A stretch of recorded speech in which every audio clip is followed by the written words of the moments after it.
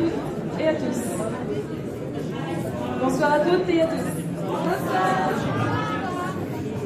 Bonsoir à tous et à toutes. Alors après ces 2 jours de travail qui ont été aussi productifs, j'espère que dans chaque atelier, vous avez effectué des recherches fructueuses dans notre patrimoine qui est très riche, un patrimoine historique et notre patrimoine islamique. Et surtout, cette recherche est sur des sujets aussi sensibles qui nous intéressent, nous, et qui intéressent demain, Inch'Allah, les générations, et qui intéressent surtout les jeunes. Je suis sûre que nous allons encore avoir ce soir un échange qui est riche. Riche, c'est parce que ce patrimoine est aussi riche, mais aussi c'est parce qu'il va être animé par nos jeunes séminaristes. Nous sommes impatients de découvrir ce que les séminaristes ont trouvé aujourd'hui dans les ateliers 3, l'atelier des lieux saints de l'islam et l'atelier 4, les femmes musulmanes. بعد يومين من العمل الجاد نتمنى أنه كل ورشة المشاركين عملوا وتلقاو أبحاث غنية ومثمرة في تراثنا العريق، تراث تاريخي وتراث إسلامي، خاصة أنه هذا التراث يدور حول مواضيع حساسة، مواضيع تهمنا نحن الشباب. أنا متأكدة أنه هذه السهرة راح تكون اليوم فيها تبادل الآراء وراح يكون فيها نقاش غني ومثمر كما ولفنا وكما كان الحال البارح. أنه راح يكون منشط من طرف شباب. نحن جد متشوقين لاكتشاف متى وصل إليه المشاركين في ورشة العمل الثالثة اللي هي الأماكن المقدسة، وكذا الورشة العمل الرابعة اللي هي أعلام النساء المسلمات. نطلب من الشابات وشباب الورشة الثالثة يتفضلوا معنا تحت تحياتكم وتشجيعاتكم.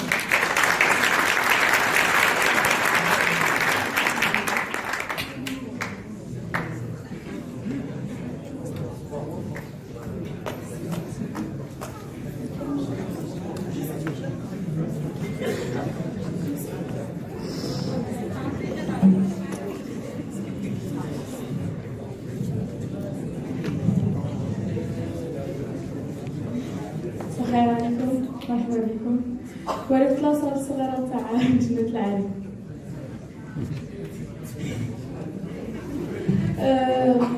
اليوم إن شاء الله غادي نقدم لكم أنا والزملاء تاعي البحوث اللي درناهم على مكة المكرمة. اختارينا طريقة التقديم تكون بالحوار، لأنه هذه هي الطريقة اللي دفعتنا باش نوصلوا للأعمال المحترمة اللي صبناهم. ما كانش عندنا الوقت الكافي، لكن المعلومات حول هذا المكان متعدده وكثيره بزاف. ان شاء الله غادي نفيدوكم وتفيدونا نتوما ثاني. Bonsoir à toutes et à tous. Ce soir, on va vous présenter notre humble travail qui va parler de la Mecque. Moi et mes collègues, on a choisi une certaine façon de présenter, qui est le dialogue. Parce que c'est la façon qui nous a aidés à arriver à la plupart de ce qu'on a trouvé. Voilà, merci beaucoup.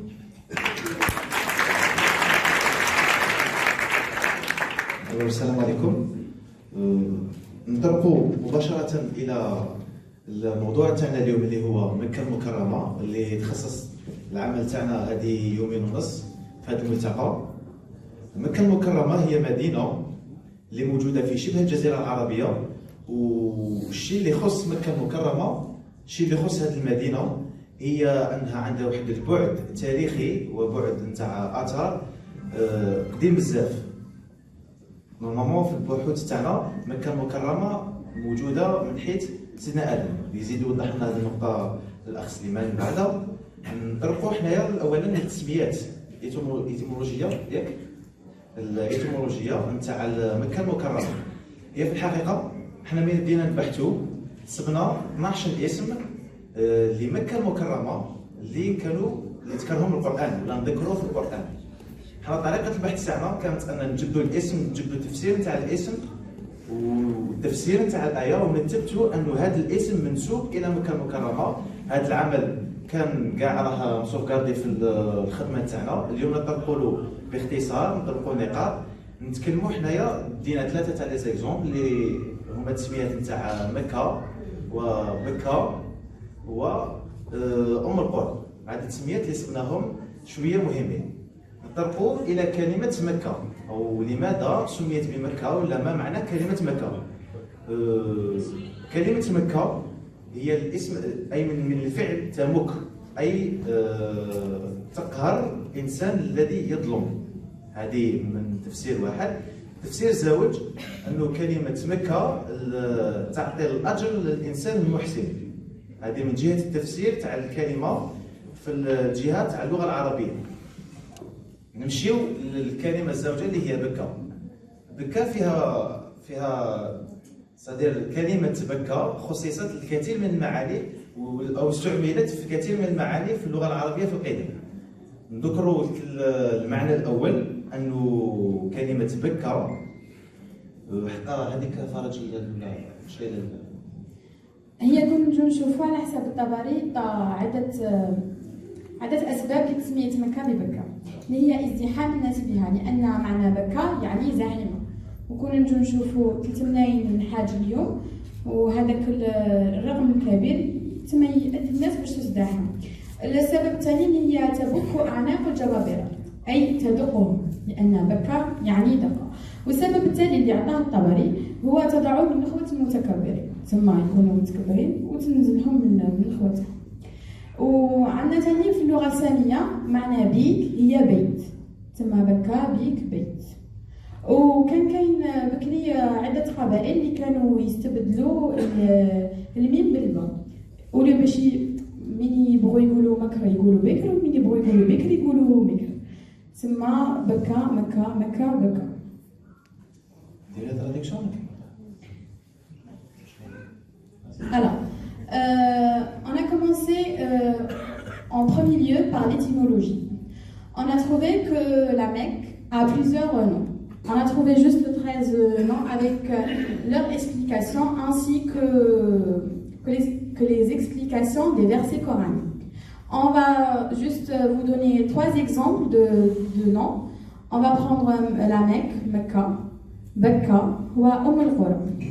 Alors pour Mecca, elle était nommée Mecca parce que elle rabaisse celui qui font du mal dans cette place. Bekka parce que Tabari a donné 3 raisons. La première raison, parce qu'il y a toujours du monde, du coup ils sont toujours serrés, et Bekka ça veut dire Zahima, et Zahima ça veut dire être serré. Tabukku a'naq al-jababira, c'était la deuxième raison. Ça veut dire qu'elle refait descendre ceux qui se croient très très haut. Parce que Baka, ça veut dire, comment dire, frapper et rabaisser en quelque sorte, en arabe. Et parce que ceux qui se croient très très orgueilleux, elle les rend un peu humbles. Voilà. Et dans la langue sémitique, Bik, ça veut dire maison, Beit. Ça veut dire Baka, Bik, Beit, maison. Et les ancêtres dans l'Arabie avaient l'habitude de changer le B par le M, Ba, Bilma. Au lieu de dire Baka, ils disent Mecca. Au lieu de dire Mecca, ils disent Baka. Et on va reprendre avec le 3e nom qui est al-Qura. نعاودوا نقولوا المصطلح الثالث اللي ذكرناه واللي اقترحناه باش للمثال اللي هو القرى. القرى كانت ذكرت في القرآن، وكاين واحد المعلومه اللي يقولوا انه النبي الامي بزاف ناس ولا بزاف نتاع المعلمين سيرتو اليوم اللي راهم يدرسوا الانسان اللي يخمم انه الامي انه الرسول صلى الله عليه وسلم ما كانش يعرف يكتب وما كانش يعرف يقرا. امي معناتها يجهل القراءه والكتابه. واحد المرجع اللي راه عند سي جمال اللي راه وعدنا به ان شاء الله يجيب هنا اللي تثبت العكس تاع ذلك، انه الرسول صلى الله عليه وسلم كان يعرف يكتب ويعرف يقرا، يعني انسان مثقف. هذه اولا. ثانيا ان كلمه ام القرى كنا نقولوا ان الرسول صلى الله عليه وسلم الامي كما مكه هي ام القرى ياك، من الرسول كنا نعيطوا لها الامي نسبه الى ام القرى، مثل ما نقول ان الانسان هذا زايد في الجزائر مالا جزائري، ولا هذا الانسان زاد في تونس مالا تونسي. اما الرسول صلى الله عليه وسلم اللي تولد بمكه وكان ابن مكه اللي هي ام القرى، معناتها الرسول هو الامي. كي كان بيناتنا ديبا صباح كي كنا نتكلموا قلنا مام كون نجو نخمموا في لا لوجيك، كيفاش هذا الانسان اللي كان يسير اكبر تجاره للمراه اللي كانت عندها اكبر تجاره في مكه اللي هي السيده خديجه رضي الله عنها، كيفاش الانسان اللي يسير تجاره كبيره كيما الدين ما يعرفش يقرا ما يعرفش يكتب ما يعرفش نقرا حساب، هذه اسمها لوجيكمون شويه. وذلك من جهه اخرى خممنا وقلنا كاقتراح ولا كتفكير بيناتنا في الحق انه الرسول صلى الله عليه وسلم مع كل ذلك انه هو ابن ذاك ليبوك هذا كان ابن تاع عائله عريقه، وحده من المزايا تاع العائلات العريقه انها كانت تقرب الاولاد تاعها، تسمى بريسك امبوسيبل كيفاش الرسول ولد عائله نبيله كما بنو هاشم ولا النسب تاعو الى ال قريش يكون ما يعرفش يكتب ولا ما يعرفش يقرا ولا يكون جاهل الامر بسيط كيما Le troisième commandement, comme j'ai cité tout à l'heure, c'est Umm al-Qura. Si on peut dire, c'est la mère des tribus ou la mère des villages. On a fait une petite conclusion entre nous que le fait d'appeler le prophète Ummi, illettré, vient de Umm al-Qura. Comme on dit, celui-là, il est de France, ça veut dire c'est un Français. En arabe, on a tendance à faire ça. Mstrami, comme il a dit Youssef, Jazairi, Tunis. Parce qu'on s'est dit que quelqu'un qui avait la capacité de gérer un si grand business de sa femme, qui était Khadija, ne pouvait pas être illettré. Surtout que dans la période où le prophète vivait, être illettré, c'était pas quelque chose de bénéfique pour la famille. Du coup, chaque famille, vraiment, elle était là pour que ses enfants ne soient pas illettrés. Voilà. كما قلنا الساعة عنده مكة اللي هي مميزة كمدينة من جهة البعد التاريخي تاعها ولا البعد نتاع الآثار نتاعها، كما ذكرت لكم على الأخ سليمان أنه راح يفصل لنا في الآثار اللي بقى على مكة وفي التاريخ اللي صبناه على مكة من حيث سيدنا آدم. نخلوكم بالتفصيل مع الأخ سليمان. السلام عليكم. بعد ما تطرقنا الى التسميات عرفنا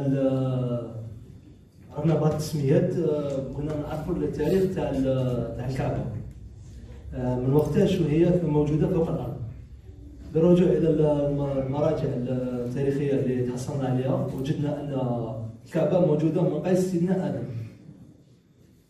هنايا كاين بعض الاختلافات في بعض الاراء، كاين تناقض الاراء، كاين اللي يقولوا بلي الملائكه هما اللي بناوها، وكاين اللي يقولوا بلي سيدنا ادم بعد اللي صارت له الحادثه تاع الهبوط من الجنه في الجبل المقدس وقع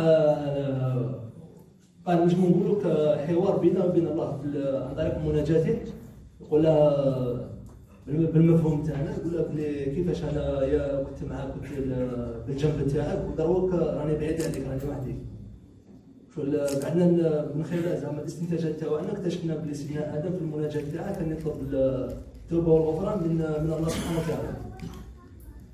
بعد المناجاه هذه وجدنا ان الله سبحانه وتعالى في المصادر التاريخيه يقولوا بلي امره باه يمشي ويبني له البيت. سيدنا ادم تحير ما عرفش واش البيت يبني وكيفاش يبني والمكان اكزاكت وين يبني. هنايا قعدنا نبحثوا وصلنا مصادر تقول بلي الله سبحانه وتعالى سخر له ملك لكي يوصله الى المكان المحدد. لما مشى سيدنا ادم مع الملك المسخر له وصلوا الى غايه مكان مسمى اليوم مكه، بالضبط عند حدود الكعبه.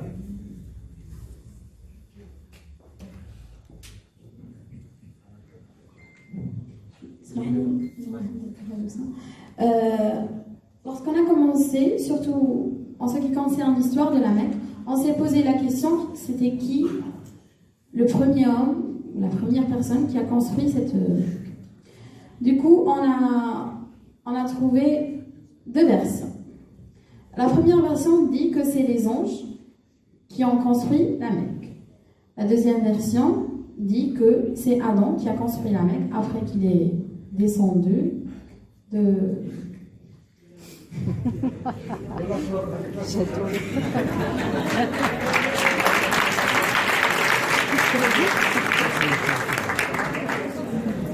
Après qu'il est descendu du paradis. Voilà. On a trouvé dans le livre de Ibn al-Azir que Dieu a demandé à Adam de lui construire une maison où et il tourne autour comme il a vu ses anges, ça veut dire les anges de Dieu, tourner autour de son trône. C'est bon. نكملوا فيما يخص سيدنا ادم المكان. بعد ما امر الله سبحانه وتعالى بان يبني له بيت، امره بالطواف حول البيت. بحيث قال له حف بالبيت كما رايت الملائكه تحف ببيتي.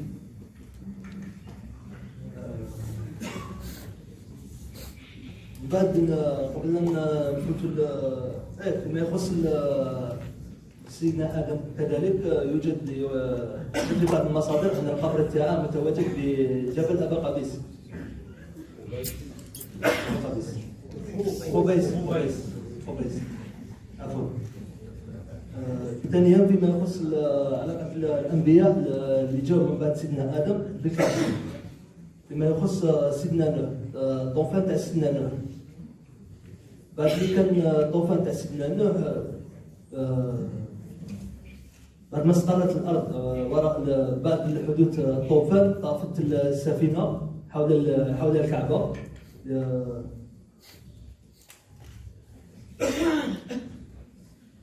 طافت بالكعبه بالحرم لمده اسبوع ولم تستقر حتى انتهت الى جبل جودة، وهو جبل بقردة يقع بالموصل.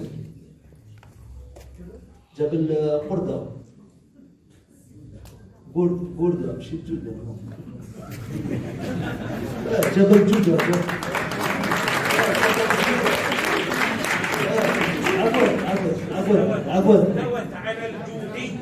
عفوا هو جبل جودة، وهو جبل بأرض جودي.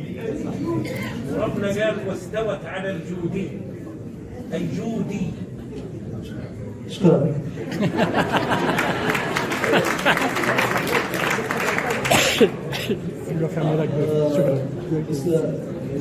ما كان وجود هذا الجبل هو بأرض الموصل بالعراق. وهناك قسمنا في الكامل في التاريخ لابن الأثير.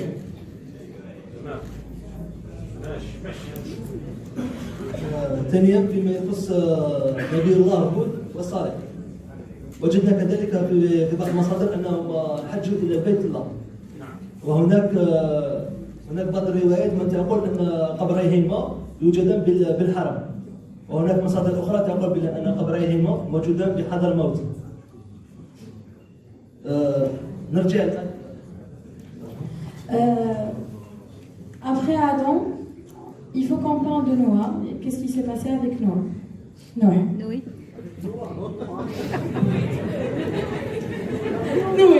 Pardon, Noé.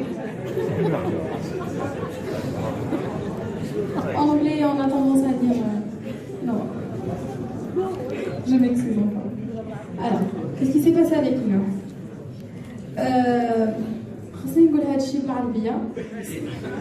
Non, c'est juste que je tiens à préciser ceci. كاين حديث نبوي يقول أشار إلى أكمة مرتفعة على ما حولها من رسول الله يبدأ يهدر على بناء سيدنا إبراهيم للكعبة. احنا نعرفوا باللي مكة يعني عندها اسم اللي هو الوادي، بس تشبه الواد وهي منخفضة. بصح من رسول الله كان يهدر يقول على أكمة مرتفعة، تما كانت عفسة شوية طالعة في قصة سيدنا إبراهيم.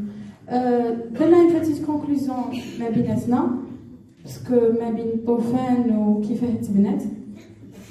On s'est dit بالك après les séismes تما زلازل اللي صراو في هذيك البقعه من الارض كان ترفعت خاطرش سبنا في واحد المصادر يقول لك باللي الكعبه ترفعت الى السماء الرابعه والحجر الاسود كان في قمه جبل قابيس وكاع قبيس جبل قبيس عفوا جبل قبيس.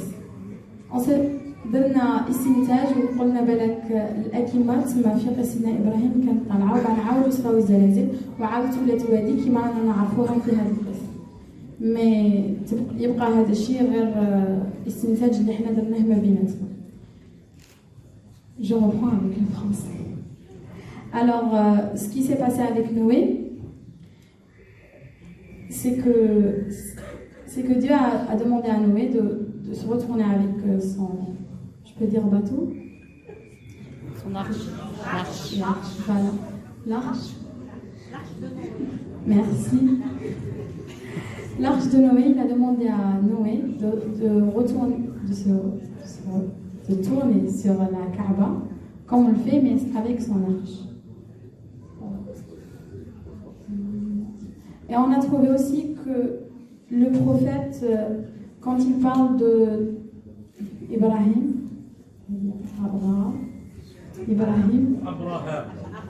Abraham, lorsqu'il parle d'Ibrahim, il dit que c'était sur une petite pente. Alors qu'on connaît que Mecca, ça veut dire le Wadi, c'est comme une vallée.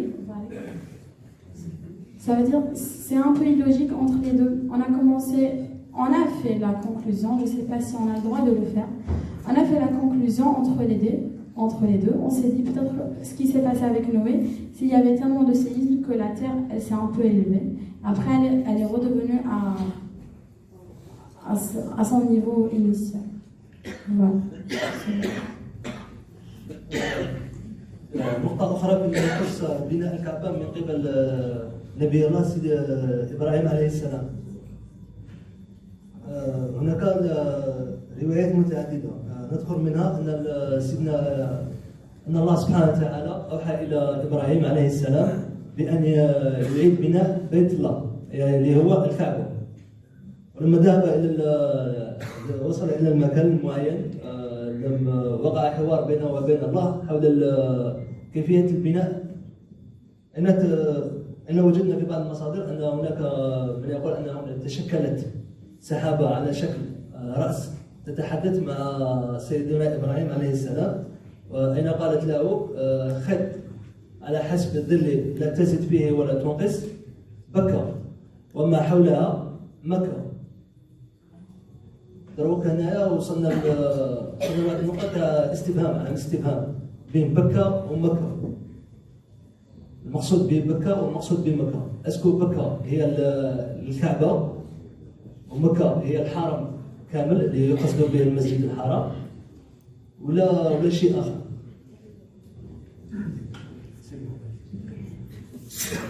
Après, on a trouvé dans le livre de Ibn al-Athir l'histoire de comment Ibrahim il a reconstruit le Kaaba.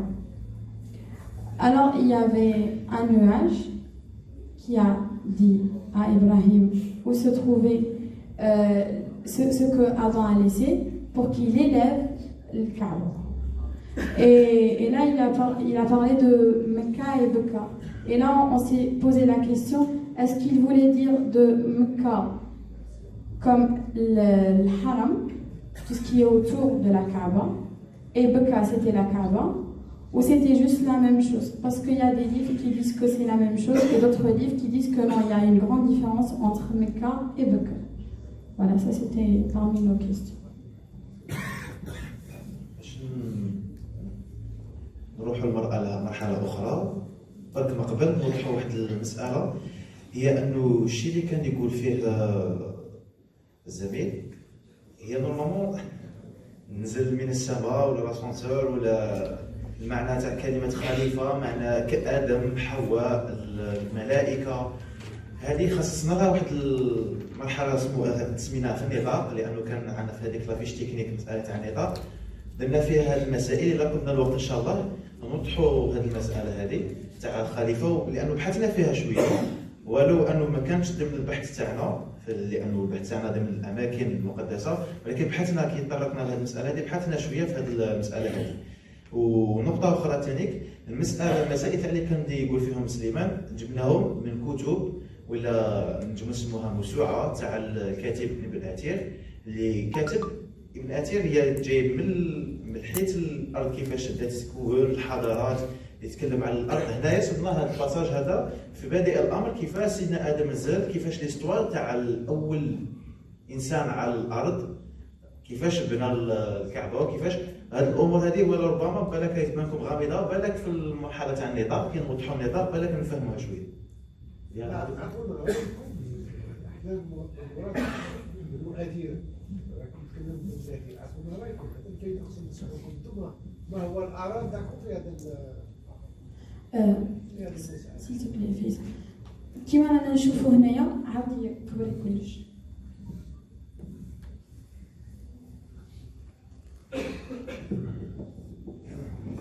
هذه لا كارت مونتال، كارت مونتال بالعربي خريطة ذهنية. خريطة ذهنية تاع كاع البحث ولا الأمور اللي طرقنا فيهم في مكة المكرمة. هضرنا على تسمية الإتيمولوجيا، هضرنا على التاريخ، ياك رانا جبنا من سيدنا آدم حتى اليوم الصباح لقينا قصة جهيمان اللي صارت في 1979. وبعد هضرنا على الموقع، جينا تكني من برا حتى نوصلوا للكعبة. هضرنا على النطاق، وثاني هضرنا على المنشأ. Est-ce que je passe direct la conclusion pour répondre à votre question? Bon, c'est bon. Parce que chacun de nous avait son rôle. Je vais dire juste ce que je pense.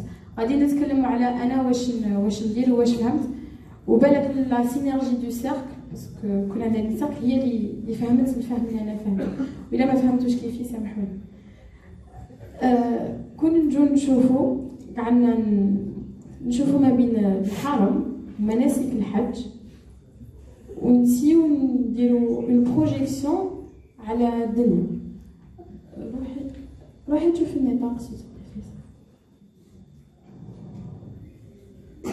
لا زيدي تحت زيدي plus en bas. لا موقع رايحين للحرم، تحت الموقع تبي الحرم، زيدي تحت زيدي تمسك الحرم تحت. فوالا ميرسي. قاعدين نديرو une projection ما بين le monde qu'on vit aujourd'hui ou ce qu'on a compris de l'Haram. On a pris 4 mots qui est حرية، تفسير تقديس الحياة، الأخوة، العدل والمساواة. نشوفوا باللي قدسية هذاك المكان ما جاتش مع الإسلام، كانت مقبل. وأنا من قريت على حسب فهمتي القدسية اللي كانت عندهم تاع ذاك المكان ما وصلناش مام با دروك ل 1% تاعها. كون نجو نشوفوا في الحكايه تاع ابرهة الحبشي وحادثه الفيل، كيفاش كان عبد المطلب للكعبه ربي يحميها، وكان عنده هذاك التسليم اللي انا دروك ما راهوش عندي. نفهموا باللي القدسيه تاع هذاك الشيء ما راهيش عندنا، ما راهيش عندي، نهضر على روحي سينيو، ما راهيش عندي وما وصلناش ل 1% تاعها. دوكو انا كومونسي ا فيغ لا كومباريزون ما بين بكري شكان ودروك شكان عندهم الحرم، مفهوم الحرم. بدينا بالحريه. بكري كان واحد من يبغي يقول حاجه والقبيله هذيك ما تقبلش هذيك الحاجه، يروح فيقولها تما، باسكو حتى واحد ما عنده الحق يقولها ما تقولهاش. من هذه كانوا المعلقات اللي يتعلقوا تما، وتا واحد ما عنده الحق يقول لا. تما كان عندهم حريه التعبير. اسي يكون عندنا كاع حريه التعبير ماشي غير ديك البلاصه، تما الحرم نزيدو نوسعوه. حرام المفهوم، ماشي الحرام اللي دروك اللي راه عندك على حسب حرية التعبير. كنا نشوفوا تقديس الحياة في هذاك المكان، ما عندناش الحق نقتلو قرلو. Et si on essayait de faire ça ماشي بغير في ديك البلاصة تما في لي زوطخ بلاص نعاودو نوسعو الحرب. في هذيك البلاصة كاين الأخوة، خاطرش كو سوسوا قبل الإسلام ولا بعد الإسلام، لا كو سوسوا قبل الإسلام باسكو بعد الإسلام بحال هاد دروك مالهيش كاينة. كانت الناس تطوف ودير الحج بريسك كيما دروك تما يشبه الحج تاعنا، ماشي بالديانه اللي تكون عنده ولا بقدسيه هذاك المكان. لي سؤال اللي حنا كاع طرحناه علاه من جات وكيفاش وشو ولا الحاجه اللي خلالها كيما هكا. سي اون اسيي ولا ننجمو هذيك الحاجه نخلوها في كاع العموم، تما كل واحد بالديانه اللي تكون عنده ولا بالمعتقد اللي يكون عنده يعيش المعتقد تاعو على انه شيء شخصي، كيك شوز دو بيرسونيل. بعد طرقنا للعدل والمساواة. حنا نعرفوا باللي في الاحرام دروك بنادم من يحج يلبسوا كاع كيف وكاع نفس اللون. كون غير المفهوم هذاك نديروه اون غون ديشيل، زعما نزيدو نرفعو كل واحد فينا يقول بلي هو وخوه هو والاخر كيف.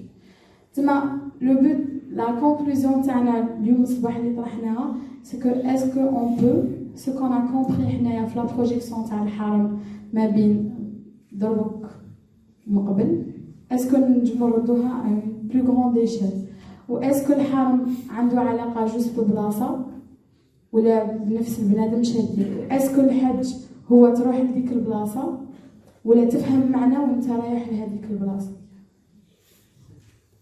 Je crois c'est tout.